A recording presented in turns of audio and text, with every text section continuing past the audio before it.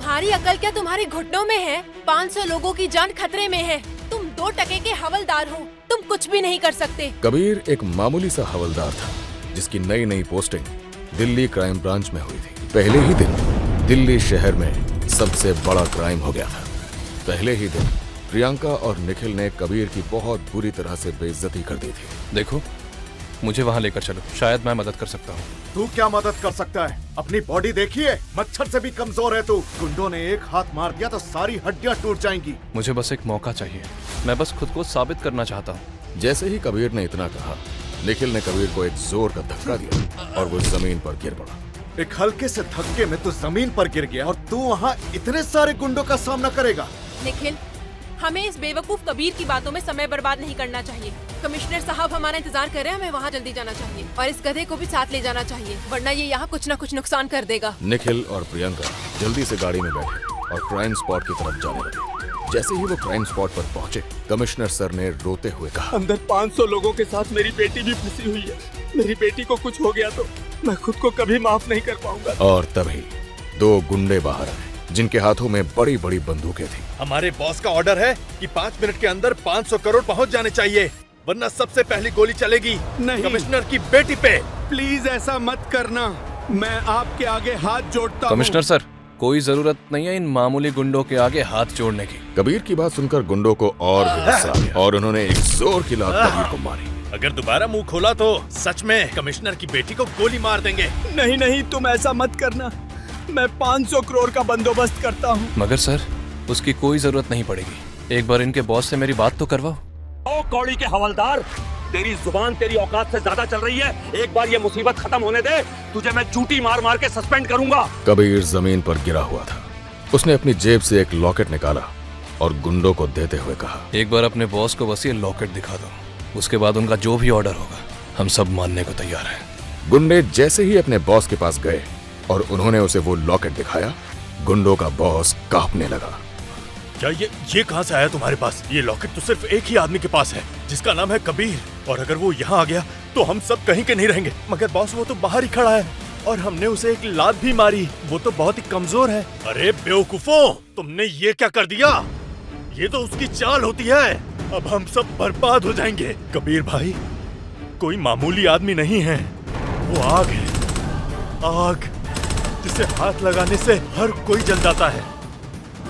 अब हमको कबीर भाई से कोई नहीं बचा सकता। आखिर ऐसा क्या राज छिपा था उस लॉकेट में? क्यों एक मामूली से हवलदार का नाम सुनकर कांपने लगा था उन गुंडों का बॉस? कबीर की सच्चाई जानकर उड़ जाएंगे आपके भी होश। मिलिट्री हॉस्पिटल के इमरजेंसी रूम में वहां के 5 बेहतरीन डॉक्टर्स एक जवान को बचाने में लगे हुए थे। उस जवान का पूरा शरीर सुइयों से भरा हुआ था और वो खून से सना हुआ था। कंप्यूटर पर तो वो जवान जिंदा दिखाई दे रहा था, लेकिन देखने में ऐसा लग रहा था जैसे उसकी आंखों से जान चली गई हो। उसका शरीर एकदम बेजान लग रहा था। उसी इमरजेंसी रूम के बाहर खून से लथपथ 2 और फौजी अपने फटे हुए यूनिफॉर्म में हैरान परेशान दिख रहे थे। शायद वो डॉक्टर्स के बाहर निकलने के इंतजार में थे। जैसे जैसे ऑपरेशन का वक्त बीत रहा था, उन जवानों की हालत बद से बदतर हो रही थी। 2 घंटे के लंबे इंतजार के बाद आखिरकार ऑपरेशन थिएटर का गेट खुला। दोनों फौजी और उनके कुछ साथी डॉक्टर्स की तरफ दौड़े। क्या वो ठीक है? सबने एक साथ कहा। 4 डॉक्टर्स वहां से सिर हिलाते हुए निकल गए, जबकि एक डॉक्टर वहीं रुककर उनके सवाल का जवाब देने लगे। हाँ, हमने उसे बचा लिया। ये सुनते ही वहां खड़े सारे फौजियों के चेहरे खिल उठे। सबको राहत की सांस आई, लेकिन उन फौजियों के टीम इंस्ट्रक्टर को लगा कि बात कुछ और है। वो पूरी तरह से ठीक तो हो जाएगा ना? टीम इंस्ट्रक्टर ने पूछा।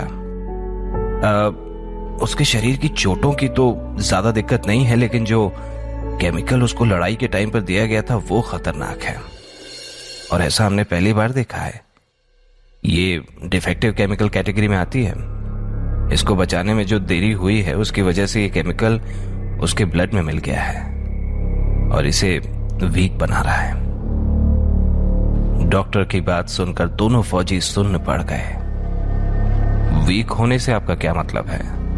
क्या इसका असर उसकी ताकत और परफॉर्मेंस पर पड़ेगा? दरअसल केमिकल पूरे शरीर में फैल गया है। अभी ये कहना मुश्किल है कि इस केमिकल का उसके शरीर पर क्या असर होगा, लेकिन इसका असर घातक भी हो सकता है। इसके साथ जो हुआ उसके लिए मुझे बहुत दुख है।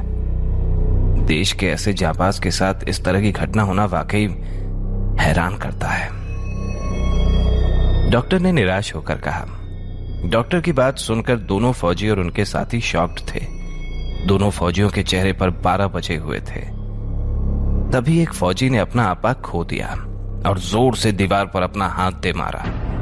कुछ ही पल में उसके दस्ताने से खून की बूंदें जमीन पर टपकने लगीं। सब मेरी गलती है। शिट! कबीर ने मुझसे कहा था, यह सब मेरी गलती है। वो अपनी बात कंप्लीट कर पाता कि उससे पहले ही टीम इंस्ट्रक्टर ने उसका कॉलर पकड़ लिया और उससे कहा, मैंने तुम्हें ये कितनी बार कहा है कि कबीर की ऑर्डर बिना सवाल किए मान लिया करो। और यह ऑपरेशन कोई आम ऑपरेशन नहीं था। फॉलो ऑर्डर्स, ये 2 शब्द तुम्हारी बुद्धि में नहीं आते क्या? मैं बस जीत की खुशी में वहां से कुछ लेना चाहता था। मुझे बिल्कुल नहीं पता था कि वहां कुछ लोग जिंदा बचे हैं। इसी बीच चेयर पर बैठे सीनियर ऑफिसर ने पूछा, आखिर वहां हुआ क्या था? बताओ मुझे। दूसरे फौजी ने दीवार का सहारा लेते हुए धीरे से कहा, कबीर ने हमें वापस लौटने को कहा और जब विशाल वहां से कुछ लेने गया तो तभी एक साइंटिस्ट वहां उस केमिकल का इंजेक्शन लेकर विशाल पर अटैक करने लगा। कबीर विशाल को बचाने गए और वो केमिकल का इंजेक्शन उनको लग गया। ये सुनते ही सीनियर ऑफिसर ने विशाल की तरफ देखा और चिल्लाते हुए कहा, इस गिल्ट के साथ कैसे रह पाओगे तुम? मैं बस कबीर को ठीक देखना चाहता हूं। विशाल को सिर्फ कबीर की चिंता थी। इन सब बकवास का कोई फायदा नहीं। जाओ अंदर जाओ और देखो कि वो ठीक है कि नहीं। डॉक्टर ने दोनों को चुप कराते हुए कहा, जिसकी बात सुनकर दोनों फौजी हिम्मत करते हुए कबीर के कमरे के अंदर तक गए। क्या वो अभी भी मिलिट्री इंटेलिजेंस ब्यूरो ज्वाइन कर सकता है? टीम इंस्ट्रक्टर ने सीनियर ऑफिसर से पूछा। सीनियर ऑफिसर का जवाब झिझक भरा था। ये मिशन तो ठीक गया और हमने उनका रिसर्च बेस भी खत्म कर दिया, लेकिन डॉक्टर की माने तो कबीर अब फिजिकली उतना काबिल नहीं है। और तुम तो जानते ही हो कि मिलिट्री इंटेलिजेंस ब्यूरो में हम सिर्फ बेस्ट ऑफ बेस्ट को ही लेते हैं। वैसे इतना भी निराश होने की बात नहीं है, अभी उसकी ताकत की टेस्टिंग भी होगी। और तुमने तो 3 लोगों का नाम दिया था ना मिलिट्री इंटेलिजेंस ब्यूरो के लिए, उनमें से 2 मिशन पास कर चुके हैं, तो उनका मिलिट्री इंटेलिजेंस ब्यूरो में जाना तय है। टीम इंस्ट्रक्टर सीनियर ऑफिसर की बात से खास खुश नहीं था। उसी वक्त विशाल, जो कि कमरे के दरवाजे से चिपक कर इनकी सारी बातें सुन रहा था, वो रो पड़ा। दूसरा फौजी भी इस बात को समझ गया था। वो कबीर को कंबल उठाते हुए उसी के बगल में बैठ गया। उसके पास कहने को कुछ था ही नहीं, कहता भी क्या। आखिर उसने विशाल को इस बात पर पहले ही 2 थप्पड़ लगा दिए थे। अगले दिन कबीर फिजिकल एग्जामिनेशन रूम के बाहर अपने रिजल्ट का इंतजार कर रहा था। वो चुपचाप अपना पसीना पोंछ रहा था। विशाल भी उसी के साथ शांत खड़ा था। क्या होगा अगर रिजल्ट की वजह से तीनों अलग हो गए? इन 3 लोगों की टोली आर्मी की ज्वाइनिंग के पहले दिन से ही थी।